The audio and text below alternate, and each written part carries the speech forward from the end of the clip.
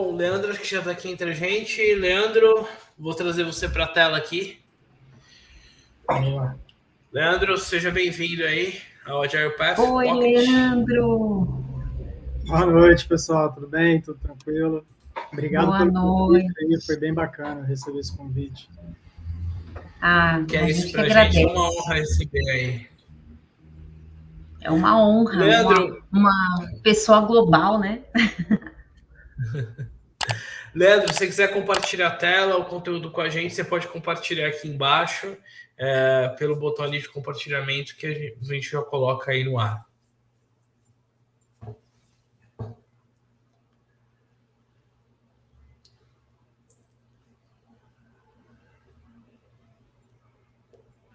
Vê se foi direitinho. Vamos ver aqui. Aí, tá aí. Já tá na tela, Leandro. Foi? Sim, olha essa foto, top. Boa. Então vamos nessa. Bom, boa noite aí, gente. É um prazer estar aqui falando de OKRs. É um assunto que eu gosto muito, particularmente aí, se vocês esbarrarem comigo na rua e quiserem começar a conversar sobre isso, é só me chamar para conversar. Provavelmente ano que vem a gente está de volta aí com um evento presencial, essa coisa toda, né? E facilita muito as nossas conversas. Então, fico aí até no aguardo de convites, até no LinkedIn, se vocês quiserem bater um papo sobre o tema. Eu tenho perguntado para algumas empresas, algumas pessoas que estão passando pelas mesmas coisas que eu, por exemplo, agora estou passando dentro da Globo, e é sempre interessante trocar figurinha. Então, se tiver alguém aí que também está trabalhando com OKRs, que está entendendo como é que funciona, como é que a organização responde a isso, os hacks que a gente tem que usar no dia a dia, então fiquem à vontade aí de me dar uma cutucada ali no LinkedIn e a gente vai conversando. Beleza? E para falar um pouco sobre o tema, me apresentar primeiro, eu trabalho hoje como líder de agilidade dentro da Globo. A gente tem um time hoje que está com mais ou menos 40 agilistas, atendendo a todo o Hub Digital. O Hub Digital da Globo hoje é o que entrega ali os principais produtos que vocês conhecem no mercado, Globo.com, G1, G-Show, Globoplay. Então, tem bastante gente trabalhando para poder fazer essa entrega de valor. Tem muita gente trabalhando em propósitos comuns, né? Então, a necessidade de organização, das pessoas entenderem o propósito da empresa, para onde que a gente está indo.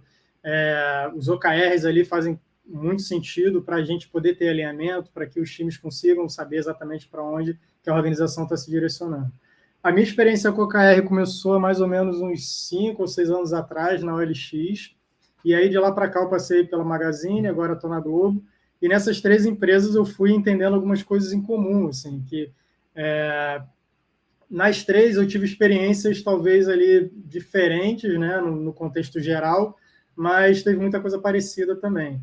A diferença é que o meu papel de atuação foi variando um pouco, em algumas empresas eu adotei ali muito mais um papel de liderança, de tocar o processo.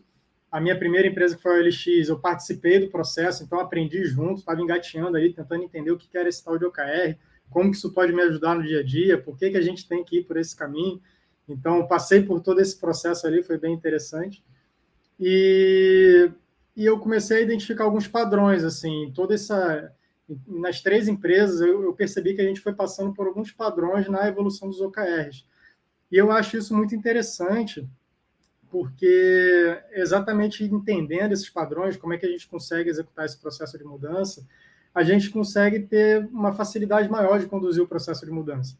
Então, quando a gente não sabe exatamente para onde que a gente está indo, ou a gente só está olhando pela literatura, o que é o OKR, ou como é que ele funciona, a gente não consegue perceber exatamente as barreiras que a gente vai enfrentar no caminho. E quando esbarra com elas, nem sempre a gente consegue vencer elas, né? Então, é interessante ter essa visão de quem já passou, de conversar com pessoas que estão passando pela mesma questão, que ela vai te dar uma visão ali um pouco mais prática do que rolou, de como que as pessoas se comportaram, alguns hacks que as pessoas podem fazer, que a empresa pode fazer para poder acelerar esse processo. Então, a palestra aqui, o papo aqui vai ser um pouco mais sobre isso.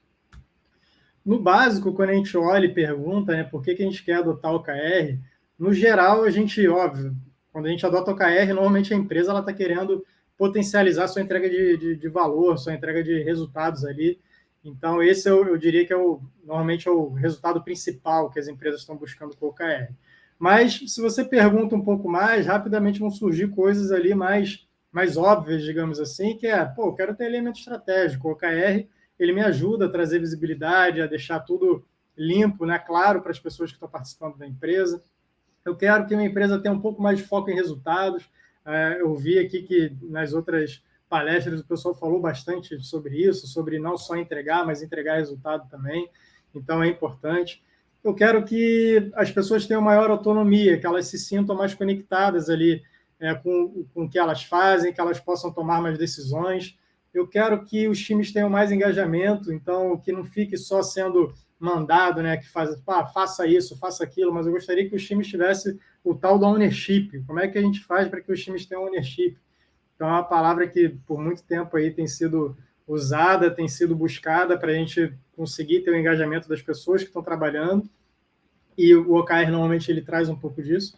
E também transparência. Eu quero tornar a minha empresa mais transparente, eu quero que a comunicação flua dentro da minha empresa. Então, esses objetivos, eles costumam ser objetivos em comum, que as pessoas, quando adotam o OKR, elas estão buscando, né? Além do resultado final, mas normalmente as empresas também estão buscando alguns outros desses efeitos colaterais que é muito vendido ali na teoria do OKR. E a teoria do OKR, ela é uma teoria muito simples. Quando a gente olha o livro, quando a gente faz leitura de artigos, etc., você vê que ela é simples, né? Você não tem muito mistério, assim como várias outras coisas que a gente já conhece. Quando a gente vai ler ali um pouco sobre Scrum, um pouco sobre Kanban, a gente acaba tendo um entendimento que, cara, isso aqui é tranquilo, mas quando a gente vai colocar isso na prática, é que a gente vê realmente o que aquilo dali encaixa e impacta na organização. E aí é exatamente nesse momento que entram os desafios. Então, colocar algo na prática de uma organização que normalmente não é uma organização montada com 2, 3, 4 pessoas, esse é o grande desafio. Você entender que, por exemplo, às vezes você entra numa organização que tem 1.200 pessoas, 1.400, 2.000 pessoas, como é que você faz um grande processo de transformação, como você implementa qualquer tipo de prática ali, né, e faz com que isso realmente continue e dê os resultados que você estava esperando lá no começo. É muita gente para alinhar, é muita gente para entender o que está acontecendo.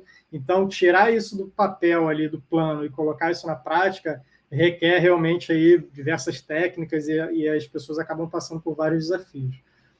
Um dos desafios está muito relacionado à cultura. Então, quando a gente fala de OKR, de tudo aquilo que a gente falou, se a cultura da empresa é uma cultura mais hoje, digamos assim, centralizadora, se é uma empresa que tem por cultura uma cultura do medo, de evitar expor, seja qualquer tipo de erro, qualquer tipo de informação que possa gerar algum ruído ali, as pessoas têm medo uma das outras, se ela tem uma cultura de cobrar por entrega, né? Então, se, por exemplo, no final do dia, o seu diretor ali, ele está questionando as pessoas sobre aquela determinada entrega, se foi feita a entrega, se não foi, se todas as pessoas estão fazendo status report para dizer das entregas que elas fizeram e não estão nem pensando em resultado, esse tipo de cultura são culturas que normalmente você tem etapas a percorrer até você conseguir fazer uma boa adoção de OKRs. Na parte tecnológica também. Então, assim como a cultura ela impacta numa adoção de OKR, a sua estrutura tecnológica também vai impactar. Como é que você quer, por exemplo, ter ciclos curtos de feedback? Como é que você quer colocar coisas em produção? Como é que você quer medir o valor que você está gerando se você tem uma tecnologia ultrapassada que não te permite fazer entregas rápidas, que não te permite experimentar, que não te permite brincar com usuários, né? Então, assim, eu quero, por exemplo, não gostaria de colocar essa experimentação aqui para todos os usuários. Eu quero colocar só para 1% da nossa base de usuários, eu quero para que seja esse perfil aqui. Como é que você brinca com esse tipo de coisa para você poder ir colhendo feedbacks aos pouquinhos e entender e tomar melhores decisões de produto? Então, se você não tem tecnologia que te permita fazer isso, é muito difícil. Outra questão que atrapalha bastante é quando você, por exemplo, o processo de deploy, se você leva hoje se você tem muita dificuldade de colocar ou remover coisas em produção, o teu processo de deploy todo fica muito custoso, você leva muito tempo para colocar coisas em produção, você leva tempo para receber feedback daquilo, e aí como é que você vai ter essa relação de resultados se você leva 1 ano, 6 meses para dizer qual é o resultado que você teve de alguma coisa? Então fica praticamente impedido de fazer, por mais que você queira, Por mais que a empresa queira fazer isso, mas você está impedido de conseguir realmente fazer uma gestão baseada em valor. E a outra questão são as habilidades das pessoas. As empresas, no final das contas, a cultura, inclusive, e a tecnologia também, elas são formadas por pessoas, né? Então, depende muito das habilidades, depende do que cada um sabe, das experiências que cada um passou. E aí, como eu falei, o OKR ele é algo extremamente simples na teoria, mas quando você aplica na prática, é importante você ter um mínimo de habilidade. Obviamente, quando a empresa está a fim de fazer acontecer, quando as pessoas estão a fim de fazer acontecer, isso realmente importa até menos, porque quando a pessoa quer fazer, ela vai fazer, cara. Ela vai abraçar a chance de errar, ela vai aprender com erro, ela vai evoluir e vai conseguir ganhar essa habilidade ao longo do tempo. Mas isso tudo depende dessa questão da cultura também. Mas a habilidade, ela inicialmente, ela acaba sendo também um grande desafio. E eu passei por isso nesse primeiro trabalho que eu participei ali com OKRs, que praticamente ninguém da empresa conhecia o OKR, a maioria, grande maioria, nunca tinha escutado falar, e as pessoas relutaram muito, né? Então, assim, eu acho que não só a habilidade, mas as pessoas não tinham nem conhecimento. Então, até as pessoas entenderem o valor do OKR, o porquê que elas precisam estudar sobre isso, né? Elas já estão todas preocupadas ali em entregar aquelas 500 coisas. Por que elas vão agora parar? Pô, peraí, eu tenho que entregar essas 500 coisas aqui. Você está me falando agora para eu parar, para estudar, para fazer um treinamento, para entender alguma coisa. Então, assim, toda essa relação é uma relação que demanda tempo. Então, esses três principais foi o que eu mais percebi, assim, que impacta nessa adoção de OKRs, né? É uma questão relacionada à cultura, seu parque tecnológico e a questão das habilidades das pessoas que estão inseridas ali também. E aí, assim que você resolve adotar os OKRs, fica nítido que a sua empresa está sendo remodelada. Por mais que você não esteja ali desenhando um grande processo de transformação, por mais que esse não seja o seu objetivo, por mais que você não traga isso à tona, se você está fazendo um bom patrocínio da adoção de OKRs, você está conseguindo fazer isso de uma forma ampla, né? Digo ali, de forma ampla, falando em todos os níveis, você está conseguindo criar seus OKRs estratégicos e está tentando disseminar isso dentro dos outros níveis da sua organização, você vai perceber que naturalmente você vai começar a remodelar a sua empresa. Por mais que você não direcione ninguém a fazer isso, e é sobre isso que eu vou trazer um pouco aqui. Quais foram os principais impactos que eu vi que as empresas foram evoluindo e quase como efeito colateral. Ninguém buscou isso ou falou, não, vamos fazer isso ou fazer aquilo. Não, foi acontecendo. As necessidades foram surgindo. E aí eu achei interessante, assim, em uma das palestras que teve aqui agora, alguém perguntou sobre, acho que Scrum versus Kanban e tal, e sobre a resistência, né? Então, quando você entra com uma solução, é natural que as pessoas se demonstrem resistentes a algo, porque você só está entrando com a solução, talvez ela nem reconheça o problema, ela não sabe nem que tem um problema para resolver, e aí você já está dando para ela uma solução. Então, essa é a melhor forma de você ganhar a resistência das pessoas. E quando o OKR ele começa a trazer visibilidade de problemas que você tem que resolver na organização, a organização começa a trazer um bando de soluções. E aí isso é que eu acho muito interessante, porque começa a ser um crescimento puxado. A própria organização vai puxando, ela vai entendendo, fala, opa, eu preciso melhorar isso, vamos embora, vamos começar a melhorar. E as coisas vão evoluindo aos pouquinhos. Mas para isso acontecer, o que ficou claro para mim nesse período aí que eu trabalhei nessas empresas, com a adoção de OKR, foi exatamente que o patrocínio é muito importante. Então, a gente tem vários estudos, e vocês, para quem já está trabalhando ou atuando com OKR ou está estudando, sabe que tem vários cases de OKR bottom-up, né? Que nasceu ali bottom-up, a empresa não compra OKR, mas está tentando nascer dentro de um time. Então, isso é uma forma também de você conseguir trazer o OKR, mas quando você tem um patrocínio top-down, isso é muito interessante, porque o bottom-up, normalmente ele bate no teto, e aí você tem que buscar para conseguir crescer, né, e perseverar ali dentro da organização. Mas você vai estar passando por todos esses desafios, então é uma relação difícil. Então, normalmente, quando você tem... O ideal é que você tenha os dois. Se você tiver os dois, perfeito. Mas ter o patrocínio de alguém que realmente está ali interessado em fazer a organização, mudar um pouco dessa cultura, focar mais em resultado, isso é muito importante. E é importante que essas pessoas que patrocinem isso, que elas estejam sempre repetindo, sempre conversando com a empresa, dizendo onde que a gente quer chegar, o porquê que a gente está querendo fazer essas mudanças. E aí, um dos principais impactos assim que fica muito nítido está relacionado à coleta de dados. Assim que as empresas dessas que eu passei, né, começaram a adotar o OKR, sempre teve, em todos os casos, sempre teve algum time ou vários times que começaram a se questionar assim, pô, legal, a gente está aqui fazendo agora a dinâmica de OKR, eu estou entendendo quais são meus objetivos, quais são meus key results, o que eu quero impactar nesse trimestre, mas da onde que vem esse dado? Como que eu consigo puxar ele? E aí você começa a perceber que tem vários indicadores que são importantes para a organização e que simplesmente a tua empresa não media. Você está colocando aquilo como, por exemplo, o pessoal falou aí do KPI, né, do KPI, do principal KPI da empresa e tal. E aí, quando você trata com os OKRs, às vezes os primeiros KRs que nascem, que as pessoas falam, putz, isso é muito importante e tal.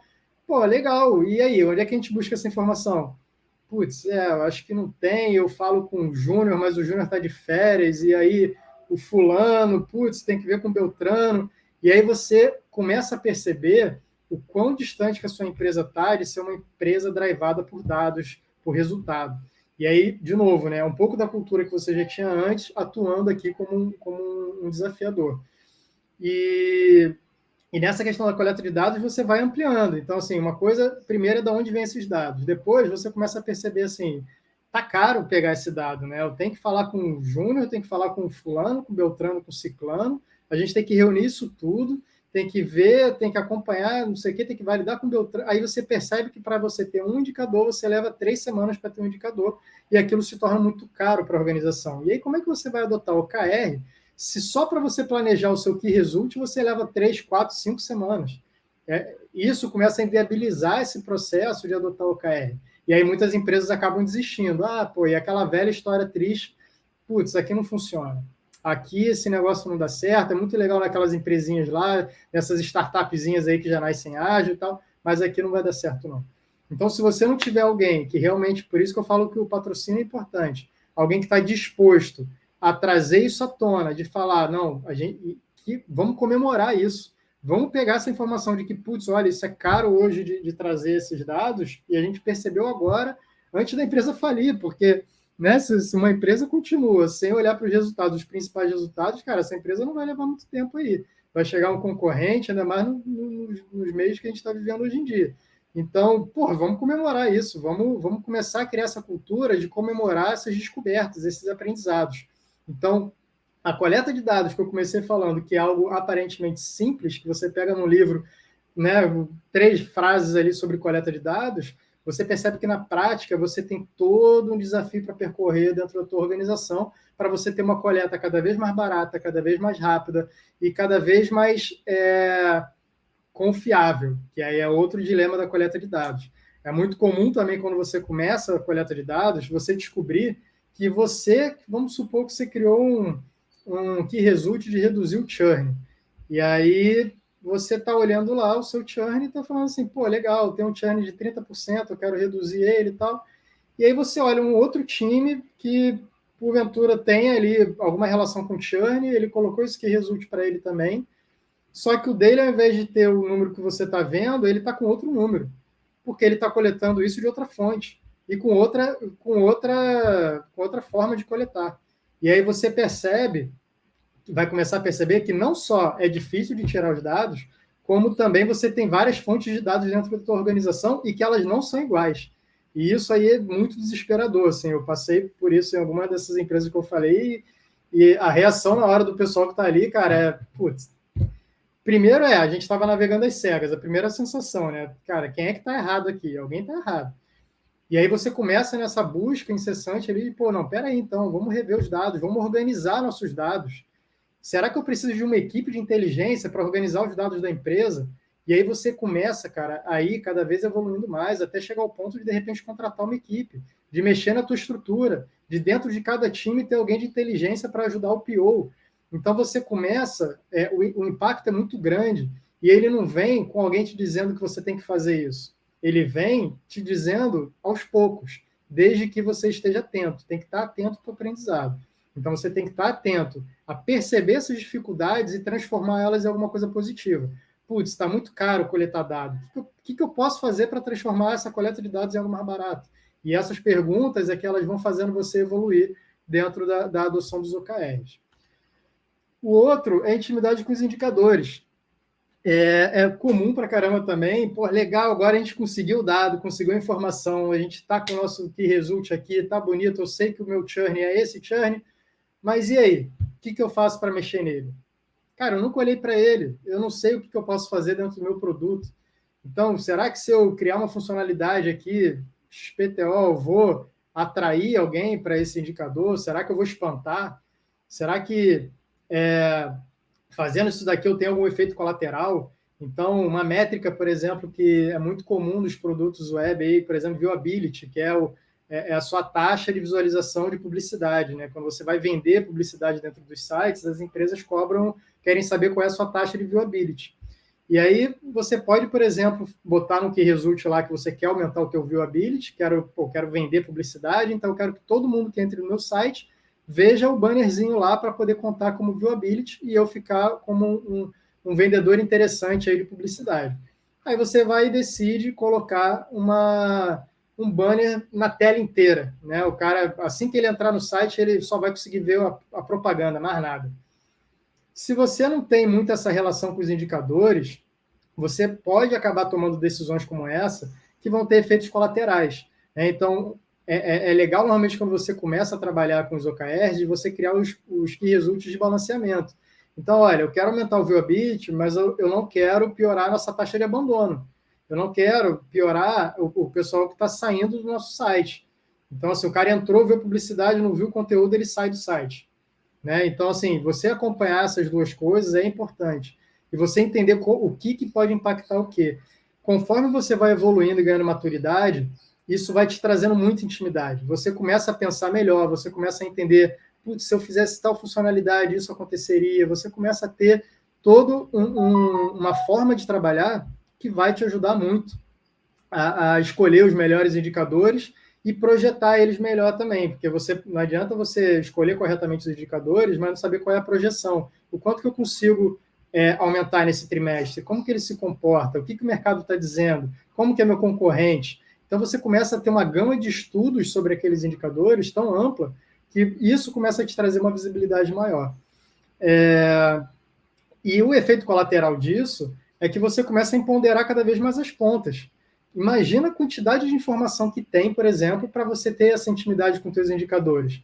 E aí você imagina, né, uma empresa que é centralizadora, que é só o diretor que decide o que os times vão fazer, ou que só um determinado nível decide, só os PMs lá, os grandes PMs decidem, os POs ficam muito mais com o papel de execução.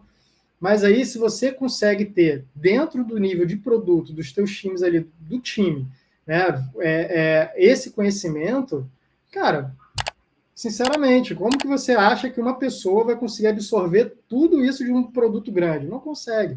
Então, naturalmente, você descentraliza, você permite que as pontas tomem decisões, você permite que os times comecem a tomar decisão, obviamente sempre com alinhamento. E isso que é o mais bonito da coisa aqui. Os times entendendo exatamente, conversando sobre dados, conversando sobre resultado, e isso traz uma segurança muito grande. Não é da noite para o dia, demora para acontecer. Mas eu já vivi assim, e vivenciei de ter times ali que, chegava segunda-feira de manhã, a primeira coisa que o time fazia, seja dev, estagiário, UX, o cara de inteligência, PO, não interessava quem, o cara abria, ligava o monitor dele para ver como é que estavam os indicadores, porque ele estava querendo saber como é que foi a entrega que eles fizeram ali na semana anterior, como é que tinha repercutido aquilo no final de semana. Então, o engajamento das pessoas sobre o que ela está fazendo, sabe, o propósito dela de fazer aquilo, de saber que aquilo está gerando resultado para o negócio, muda muito do engajamento, muda muito como as pessoas trabalham. E aí acaba afetando também a nossa entrega de valor. Então, uma vez que você começa a ter intimidade, você começa a ter coleta de dados, você começa a entender melhor como é que funciona essa sua entrega de valor, fica mais fácil para você olhar para o seu backlog e perceber quais entregas que eu deveria investir realmente. E se eu estou incerto dela, por que eu vou investir 6 meses de trabalho?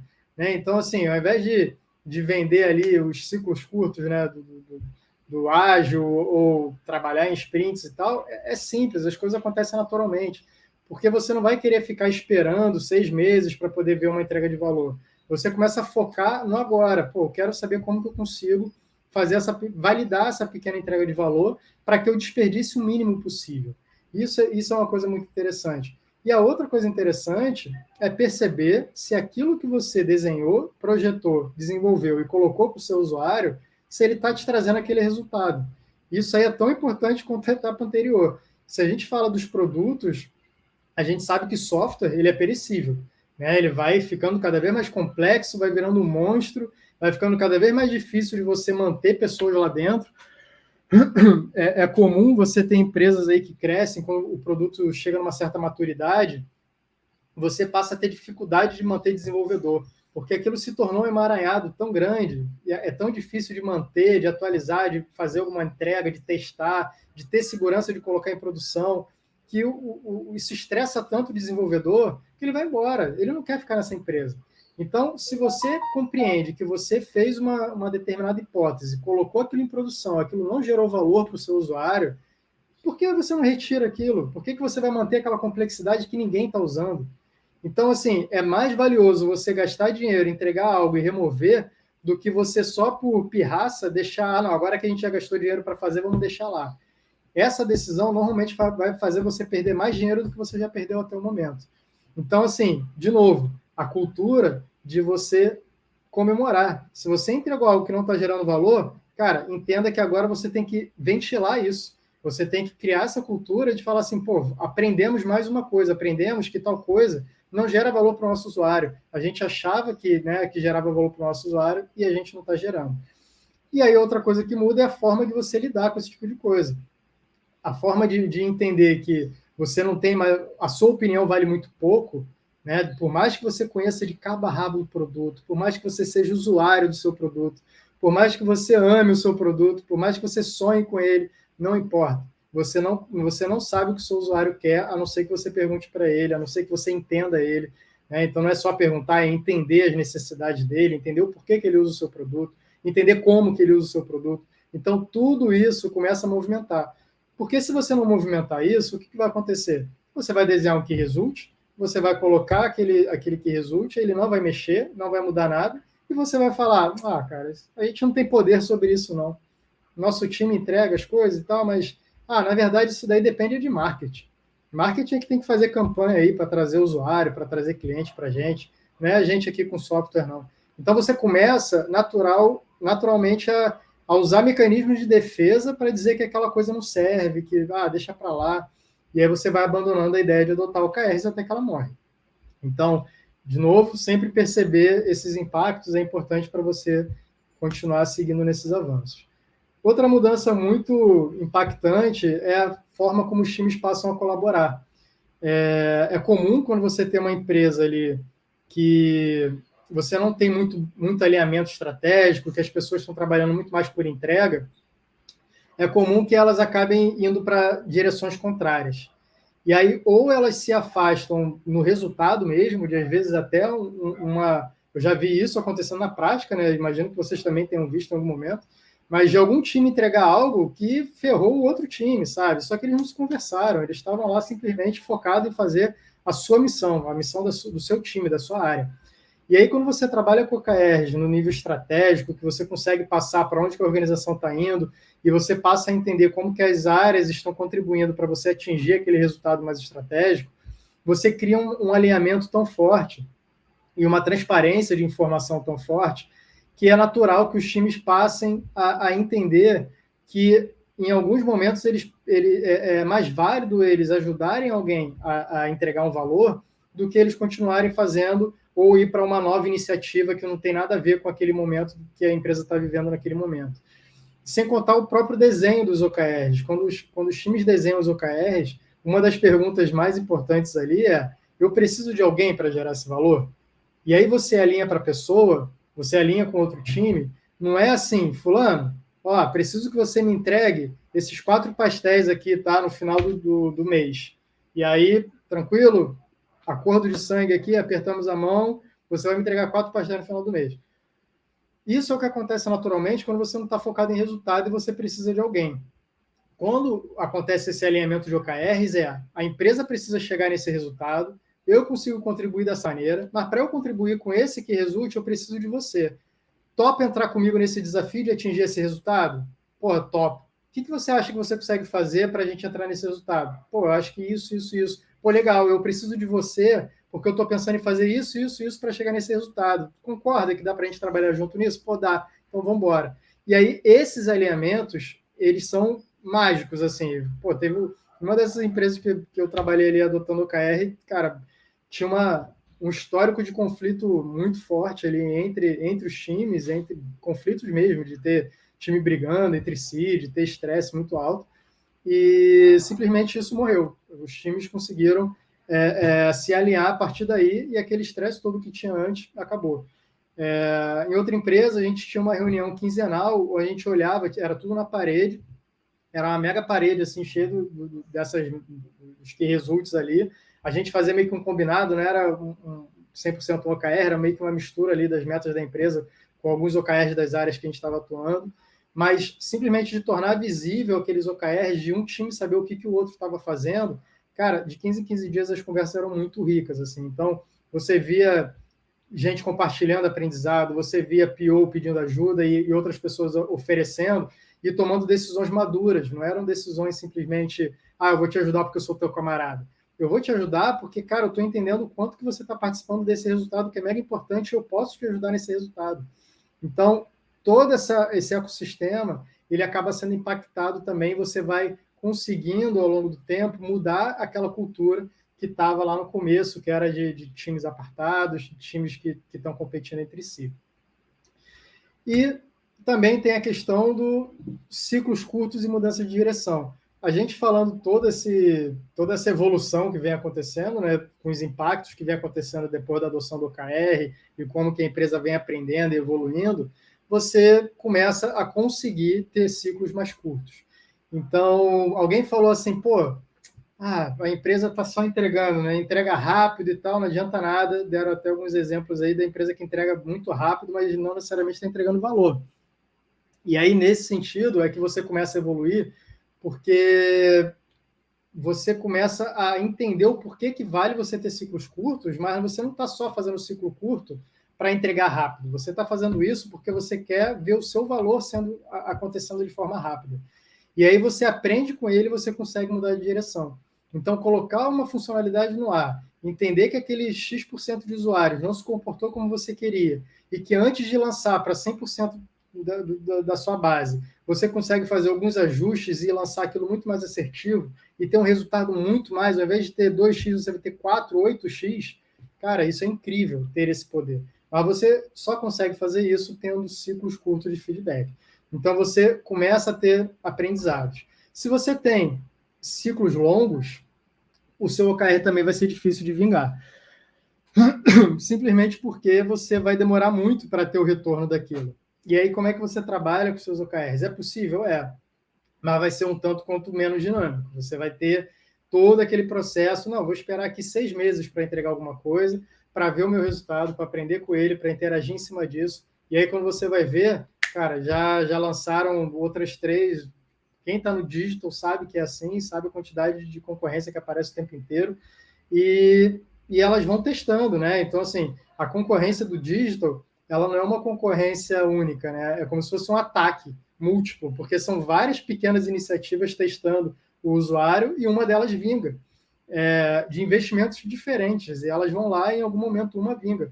Para um Uber que vingou, quantas outras ideias e iniciativas parecidas não morreram antes, seja lá qual for o motivo. Então, você tem uma enxurrada de tentativas ali, de iniciativas diferentes, até que uma persevera. E, assim, no caso da empresa, você tem que estar pensando isso. Né? Assim, a qualquer momento pode chegar alguém que vai derrubar meu produto ou que vai estar sendo ofensor aqui para os meus indicadores. Então, você ter ciclos muito longos, você ficar muito tempo sem conversar com o teu usuário, sem entender como que ele está se comportando, isso é péssimo. E aí você começa a puxar ciclos curtos. Para puxar ciclo curto, você começa a se perguntar, o que eu preciso fazer para isso? Então, você começa a investir em tecnologia, estratégia de DevOps, você começa a pensar, pô, meu deploy hoje leva 2 semanas, como é que eu faço para ele levar 1 hora? Como é que eu faço para que o meu PO escolha para quem que ele quer colocar esse produto? Como que eu faço para o meu PO colocar e tirar alguma coisa de produção? Então, assim, sem precisar de nenhum dev, como que eu faço isso de forma suave? Então, você começa a evoluir toda a tua tecnologia para te permitir isso. Então, de tudo isso que eu falei aqui, você percebe assim, que não é simplesmente adotar o OKR e uma questão teórica do vamos adotar o OKR, se todo mundo souber como que implementa o OKR, a gente vai fazer isso fácil. Por mais que você tenha todo mundo sabendo que funciona o OKR, você depende de tudo isso, né? Você depende do seu parque tecnológico, você depende da sua cultura e você vai depender da habilidade das pessoas que estão envolvidas ali em aprender com isso, evoluir, compartilhar esse aprendizado e seguir em frente. Então, eu acho que esses são os principais impactos que eu tenho percebido e isso acaba gerando, em algum momento, parece que a empresa entra num ciclo de aprendizado contínuo. E isso eu acho que é o mais interessante e é o que eu vejo assim que é o ideal, né? Quando você entra, eu acho que você rompe uma barreira. Qualquer tipo de mudança, é como se você estivesse empurrando um elástico, e aí você vai empurrando esse elástico, empurrando, e ele está te empurrando de volta. Chega um determinado momento que ele rompe. Se você descansar antes dele romper, ele vai te puxar para trás. Provavelmente, talvez até não tanto quanto antes, mas ele vai te puxar para trás e você vai voltar quase ao status zero. Talvez, dependendo, até volta mais ainda para trás.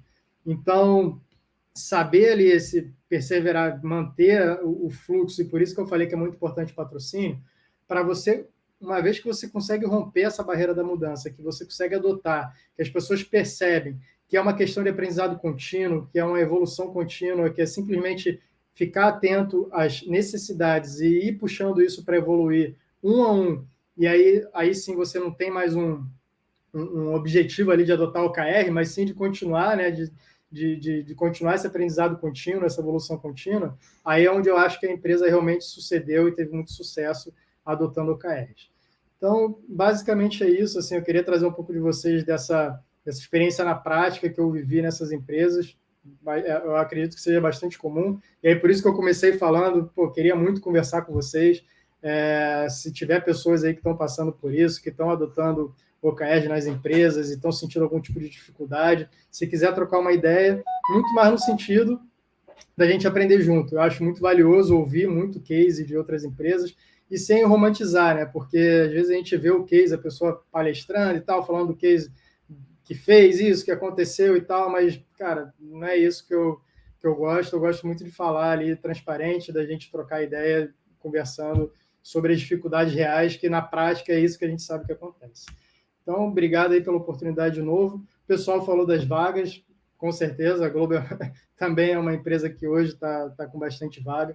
Então, a gente tem o nosso site lá de vempraglobo.com.br, tem diversos perfis diferentes.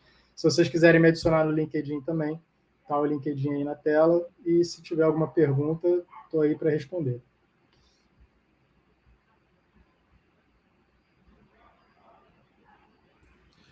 Leandro, nós temos algumas perguntas aqui. Eu vou trazer para a tela aqui e aí você fica à vontade para responder. A primeira é do Reinaldo Rafael. Está aí na tela. Olá, sou do Itaú. Fazemos uma gestão muito forte em OKRs. Porém, percebo que ainda há dificuldades para convencer os times de conciliar cada entrega com os OKRs e assim ir movendo o ponteiro e seguir em direção ao objetivo definido. Como lidar com isso? Cara, é um desafio comum, assim, por exemplo, você pega o Itaú, por exemplo, que é uma empresa grande também, e aí você tem essa dificuldade de estar trazendo, primeiro, clareza para todos os times que estão envolvidos naquilo. Então, eu acho que isso é um desafio comum para qualquer empresa grande. Você vai ter times que você vai olhar e falar assim, nossa, vou pegar esse time aqui, vou colocar ele como exemplo do case que eu vou palestrar lá no evento XPTO. E vai ter outro time que você vai falar, meu Deus do céu, cara, onde que esse time estava? Assim, quando que a gente... será que ele não participou das coisas? Será que ele iniciou agora? Enfim, você sempre vai ter esse nivelamento, desnivelamento dentro da organização. Então, o que eu acho que é mais importante primeiro, entender se isso é um padrão, né? Se a organização como um todo está tendo esse comportamento padrão. Se você entender que é um comportamento padrão, eu acho que é válido começar a questionar quais são os incentivos que a organização está tendo. Então, lá atrás eu fiz um treinamento chamado Gestão Proibida, do Matheus Haddad, assim, que é um treinamento muito fora da caixa. O cara é animal, não sei se vocês conhecem a história lá do WebGo, que é um modelo de gestão completamente diferente, mas ele trazia isso, assim, toda empresa tem um troféu. Então, quando você entra numa empresa, você tenta descobrir qual é esse troféu, sobre o que as pessoas estão sendo valorizadas ali dentro, por que ela trabalha ali. E aí tem empresa que o perfil, o troféu, por exemplo, como acho que o pessoal da Moving falou, pô, eu quero ajudar famílias, eu tenho um propósito ali por trás, embutido no trabalho que eu estou fazendo.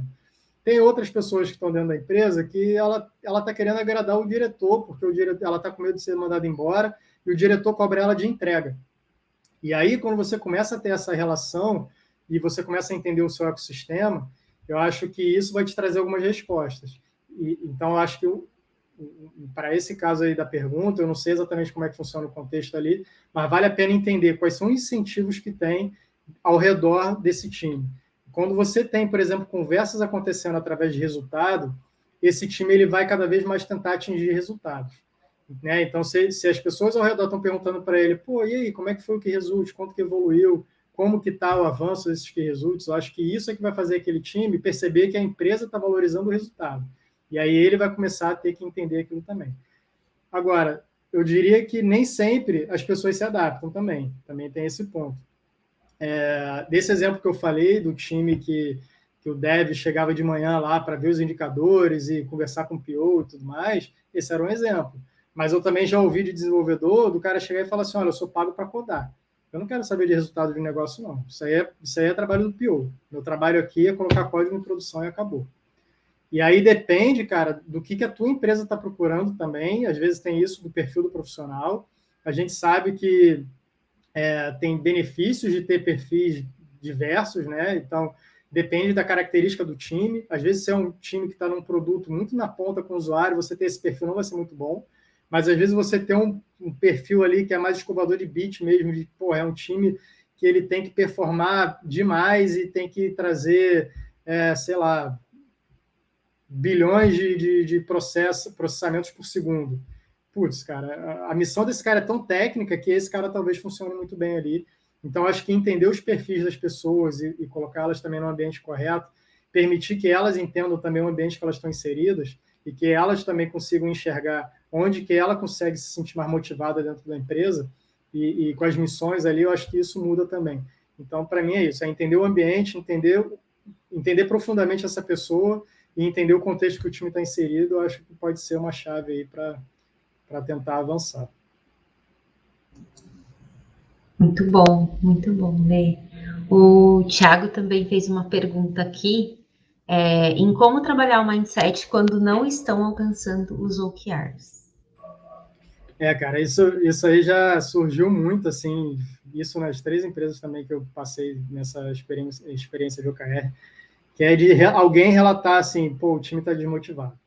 A gente começou a implementar o OKR e tal, e, putz, não chegamos lá, sei lá, bateu o final do trimestre, a gente não mexeu no indicador, sabe? E, cara, o que a gente tem que fazer? Então, assim, para mim, primeiro entender o porquê, né? Eu acho que o principal processo aí que a gente está trabalhando é o processo de aprendizado. Então, entender o porquê que a gente não alcançou aquele determinado key result. A gente não compreendeu como que o usuário se comportou em relação a ele, a gente entregou algo errado, que achou que o usuário ia se comportar de tal forma e comportou de outra. O que a gente pode melhorar se foi isso? Como é que a gente trabalha cada vez mais com hipótese? Então, um exemplo básico, assim, em uma dessas empresas, o pessoal começou a trazer gente para entrevistar. E aí era assim, escolhe um perfil que vai usar essa funcionalidade, a gente acredita que seja esse perfil. Legal. A gente consegue achar na base de dados esse perfil? Consegue. Então, vamos embora, vamos começar a trazer esses caras para ser entrevistado aqui dentro.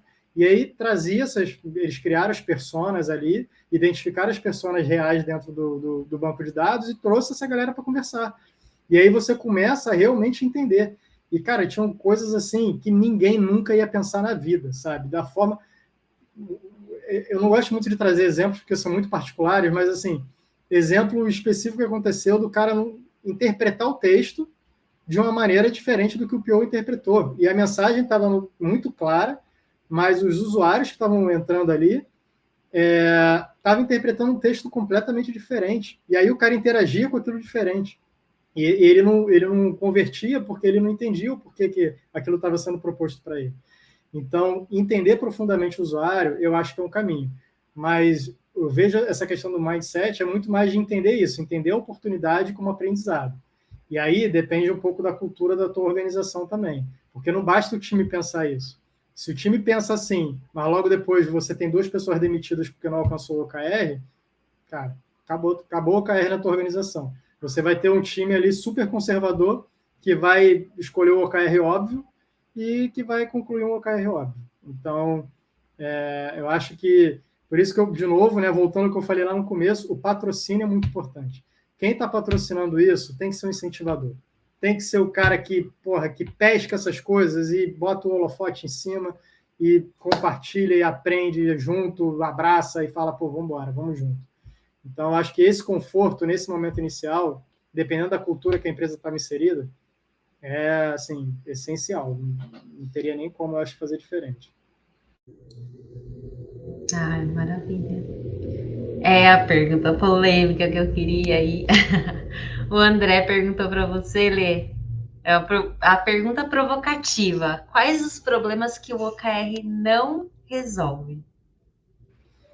Cara, eu acho que o OKR, na verdade, ele não resolve nada. Assim, sendo de tudo que eu trouxe, não é exatamente o OKR que resolve, né? O OKR, ele evidencia. E aí eu acho que é muito parecido com o desenvolvimento ágil. Ele evidencia muita coisa. Às vezes, quando a gente trabalha, por exemplo, sei lá, o básico de um time Scrum, de um time ágil, que tem confiança ali, você percebe que a forma de atuar, toda aquela organização do time, todos os conceitos que tem ali, ele não está exatamente resolvendo o problema, mas ele está evidenciando os problemas e está permitindo que o time resolva de uma maneira segura. E aí eu acho que isso é uma questão que o OKR ele vai ajudar muito a organização.